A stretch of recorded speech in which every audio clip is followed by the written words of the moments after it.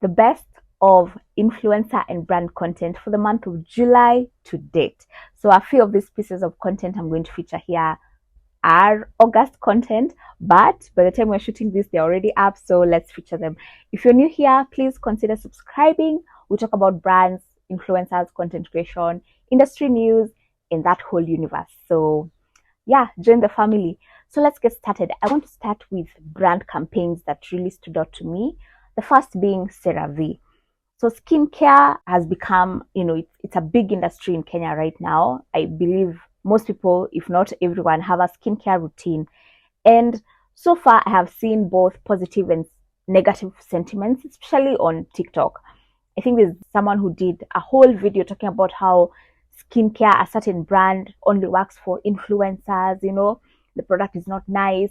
But in the comments, you would find both sentiments. People saying actually that the products worked for them, and others saying no, influencers only, etc. Now, I like what CeraVe have done. They're doing these brand immersions. They invite influencers and really immerse them, train them to understand what the products actually do for the skin, because skincare is a sensitive matter. So my skin is not the same as yours, and some of these people who are complaining don't even know what skin type they have. And sometimes some people have issues that maybe need you to go to a dermatologist and so on and so forth. So I really like that CeraVe are taking the initiative to equip influencers with information, so that even when they are telling people about these products, they know what they are saying, and they know they can be able to tell you, hey, I think don't buy the product first, maybe go to a dermatologist, understand what's going on, then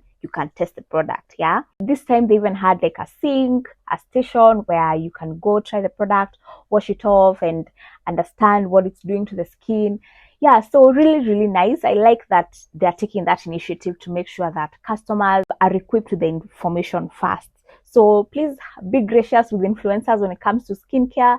They're not dermatologists, they're not at fault. If the product is working for them, well and good. And I think maybe even we need to get back to that point, or that time where an influencer could actually say, I tried this product, nothing wrong with it, but for my skin, it didn't work. Yeah. So anyway, yeah, CeraVe, of course, beautiful event as always. And yeah, stood out to me for sure. Next has to be Maybelline's campaign. So Maybelline had a Team Red versus Team Nude. And I like that they got to bring two influencers together to, rival each other. Are you Team Red? Are you Team Nude? And people get to, comment and say they like red, they like nude. And, you got to see the assortment of products that Maybelline have: the glosses, and then they have the vinyl lipsticks, which are fairly new products in the market. So yeah, and then when a customer sees, two of their favorite influencers working together, promoting a product, it instills some sense of trust, I believe. It instills trust and confidence. You get to be like, oh, so Nani and Nani are coming together to do something together. So this must be a very nice brand to work with or work for. And, the products, they are really vouching for them. So let me buy them. So yeah, all in all, a very cute, I'd say a cute campaign. Very nice. It really warmed my heart to see that. So that's it for the brand campaigns. Let's move on to my favorite part of this segment, which is favorite content, the best content I saw this period. I want to start with an entry for August, and this is by Teminasemo for Dairyland. Guys, if you know, you know. If you've seen it, you know. Hands down, one of my favorite pieces of content yet. It's like up there with a few others. And I've said this before you market a product as a content creator, create something, tell the brand story in a creative way, advertise fast. Yeah, like position the brand in a certain light. Like she made Dairyland look beautiful. I think the word is just beautiful. And I've always said, get inspiration. You can go on Pinterest, look for inspiration, recreate something, add your own spin to it. So I like how she told the story of, like back in the 50s, waitresses would dress like that. They'd serve milkshakes at the milkshake bars in skates, and literally just was inspired by that whole time, that whole era, and even got costumes, guys. Got costumes, was skating, acted as a waitress, went to Java, got consent to shoot there. Guys, like, if someone like that quotes a certain figure, you will pay them.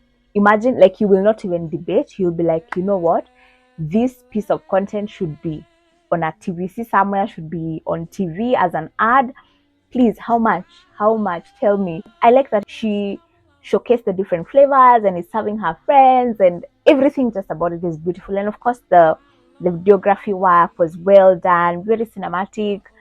You can tell she thought about it. It took time and money, because I'm sure, whether it was a collab or not, it was not an easy concept to pull off. So yeah, hands down, one of my favorites.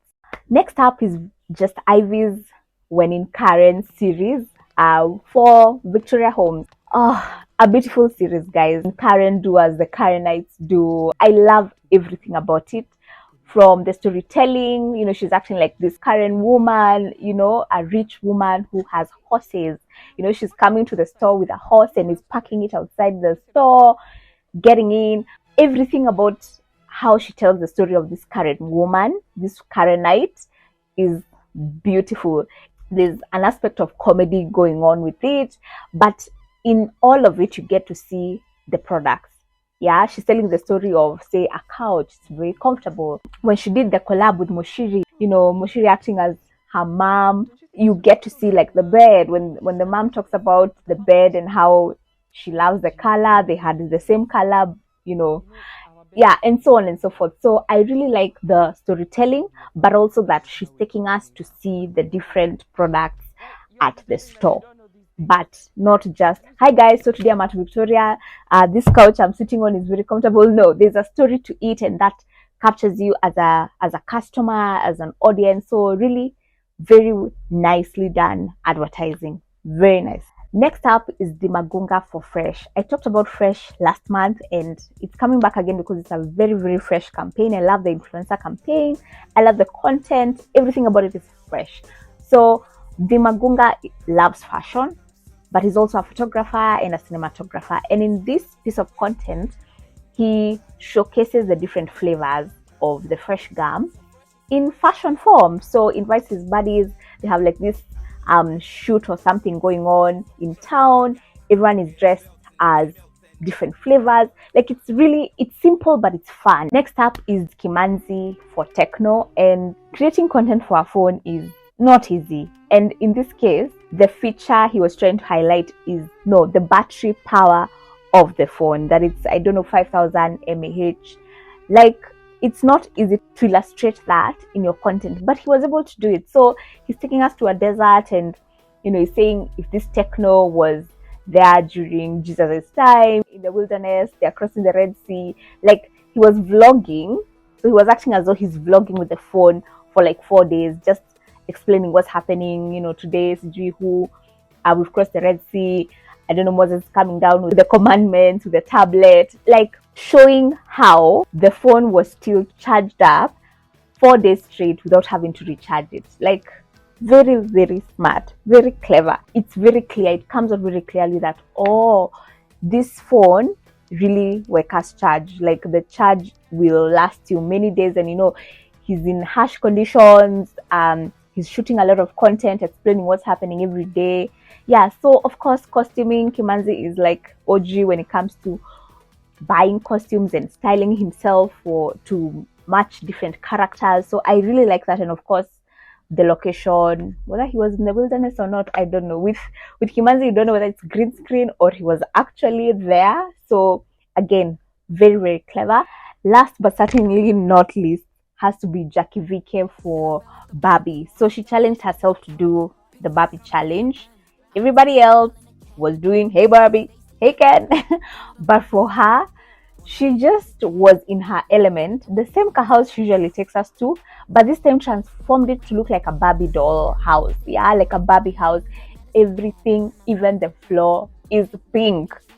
And just the humor around it, her wearing, she's in a sleep, kamisi are pink, the wig is pink, the panties are pink, everything is pink. Very, very nice. Like, this was, yeah, the ultimate Barbie. Her what? Her under hairs here, her armpit hairs are also pink. Yeah, she's a comedian. She stayed on brand and, did not jump on a trend like everybody else was doing, but, told her own story as what Barbie means to her in a very beautiful way. Oh my gosh, even her stove, her gas is pink, guys. Yeah. So yeah, that was July. In a bit of August. Let me know which was your favorite piece of content. I'm curious to hear. I'll be seeing you in the next one. Bye.